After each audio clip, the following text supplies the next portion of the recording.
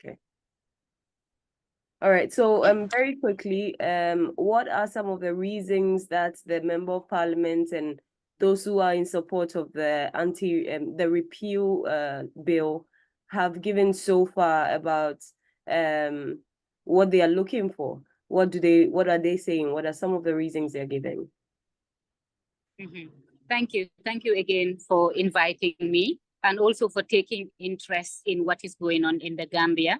As I often say, whatever happens, whatever comes out of this threat to repeal the law would have an impact, and it will set a precedent around, especially African countries where FGM is practiced. So it's really good that not just Gambians that are coming up and asking questions, but that there is attention from the international feminist movement as well.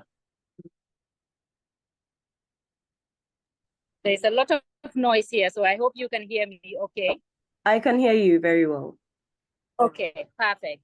So in the Gambia presently, the reasons that policymakers are giving is that people at the community level want the FGM law to be lifted so that they can continue the practice. And the other reason that they are giving is that female genital mutilation is a requirement or a religious obligation, particularly in Islam. So those are the two narratives that you often hear, and that they want people to be given the options to practice. Okay. And what have been your specific demands so far? I understand you undertook a protest about 2 days ago over the weekend. What were your demands? What were you asking the government or the members of parliament to do for you? And how did the whole protest go? Yeah. Thank you. Actually, we have been requesting a permit to protest for months, which we have not been granted. Often we don't even get a response about the protest. So really what happened on Saturday is not supposed to be a protest because we were not given approval. There was a dialogue between National Assembly members and citizens. And we used that opportunity to really mobilize women to go to the house. It is one of the most important houses in the country because that's where laws are made. If it was open to the public to have a conversation, we wanted to use that platform to engage our National Assembly members on dialogues. And we mobilized survivors and people who support, especially men who are against the repeal, to go and speak to the National Assembly members and to talk to them, for them to realize why it is so important to keep the law, to maintain the law, but also for them to hear from communities that the narrative that is going out there that women are requesting for this law to be repealed is not actually true. There are many, many survivors who are out, who are saying that we want this law to continue because we want protection for girls. Okay. And there have been a lot of comments and questions and criticism directed towards President Adama Barrow that he has been highly unresponsive in this whole issue. How can you paint a picture of exactly what his reaction has been and his posture on this issue so far? Okay. So since this debate started about lifting the ban in August until today, the government has not taken any stance. They remain silent on the issue.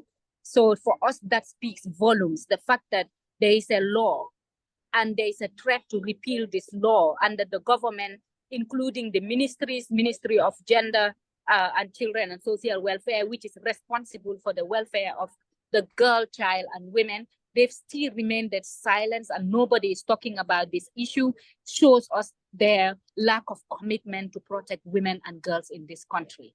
Despite the government being signatory to regional treaties like the Mobutu Protocol, being signatory to CEDAW and the CRC, and making pronouncements and other national domestic laws to protect women and girls, we are still seeing no reaction from them. For us, that sends a strong signal that the government is not taking responsibility of protecting women and girls in this country. All right. Let's look at the consequences of the potential passage of this repeal law on Gambian youth, particularly women and girls, what are some of the consequences that we're going to see, not only Gambians are going to see, but the rest of the world are going to see, impacting heavily on Gambian women and the rest of the world? Taking it from the position of inaction from the president and quite a number of people in political positions. For me, I think, you know, the global agenda, the UN agenda, SDGs, which the aim is to also end FGM by 2030, we are not going to achieve that. Already the figures that are showing is that FGM continues to affect women and girls. We are seeing cutting continues. If this law is repealed, it means that it's giving, opening the vacuum for girls to be continued to be cut. So there is a problem in that. But also, as I said, repealing the law on FGM in the Gambia will also encourage other countries not to pass laws. So, for instance, we've all seen what happened in Sierra Leone just not a long ago, about two or three girls that died as a result of FGM. They are fighting to ban FGM. What does this mean? It also opens the door for cross-border cutting. The Gambia is surrounded by Senegal.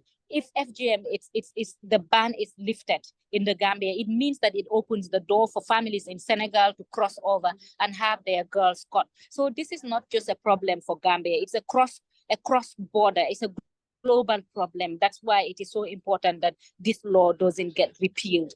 But most importantly, we continue to see how FGM continues to affect women and girls' health in the country. We already have a high prevalence of maternal mortality in the country. Women are struggling with access to sexual and reproductive health services in this country.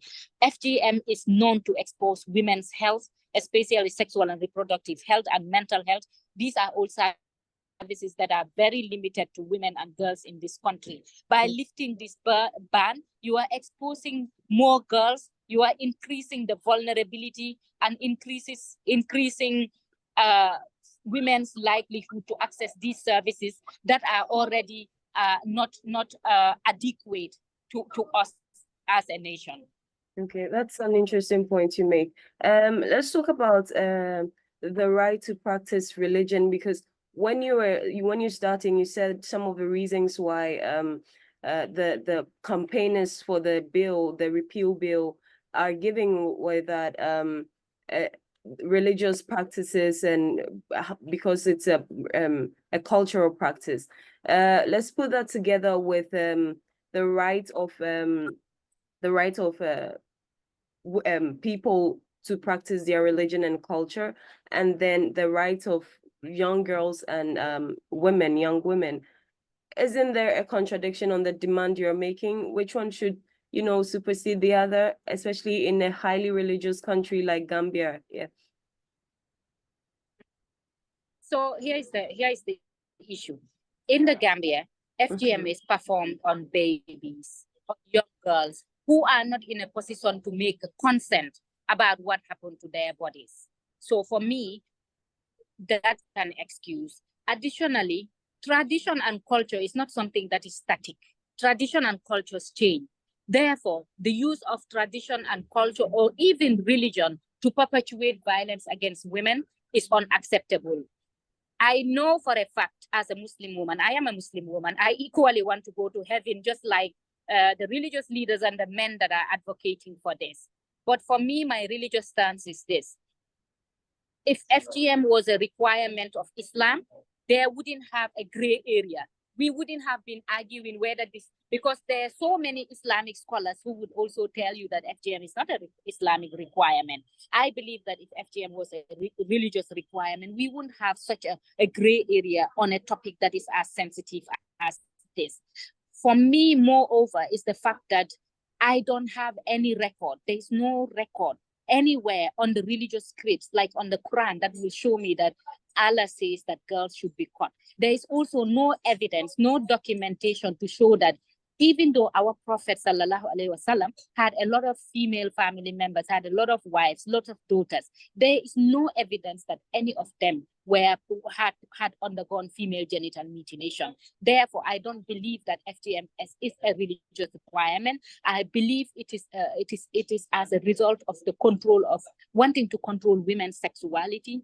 It's patriarchy that is influencing the practice of FGM rather than religion. Religion is being used as a what do I say? As a justification, really. But if you look deep within, you go to a lot of Islamic countries that are more Islamic than Gambia, more religious than Gambia, and they are not practicing FGM. So FGM is cultural, it is traditional, and it harms women and girls. Therefore, it cannot continue in this 21st century.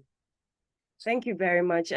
If you were given the chance, this is our last question. If you were given the chance to meet President Barrow or stand before your parliament to address this issue, what exactly are you going to tell them? What are your demands?